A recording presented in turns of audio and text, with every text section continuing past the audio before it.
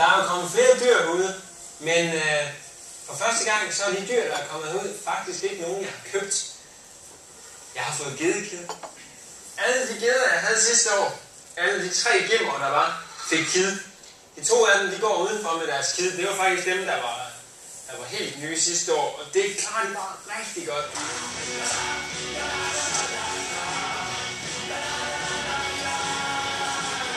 Det du ser her er en af de få vaskeægte bonderøve, der er i Danmark. Og så er han ovenikøbet stolt af det. Og vi kalder dem bonderøv, det er da en kompliment. Frank vil gøre det hele på den gammeldags måde. Simpelthen her i hjørnet. Derfor så han konstant til sig fra de gamle håndværksmestre. Det er ikke et forsøg på at komme tilbage til stenalderen. Overhovedet ikke. Det er bare et forsøg på at gøre det mere enkelt. Hej, og velkommen til Kastanjegården. Det har været vinter, men på trods af det, så er der altså sket en masse herude. Jeg har fået ryddet op. Jeg har kørt jern væk igen. Jeg har faktisk kørt 1,5 tons jern væk herfra.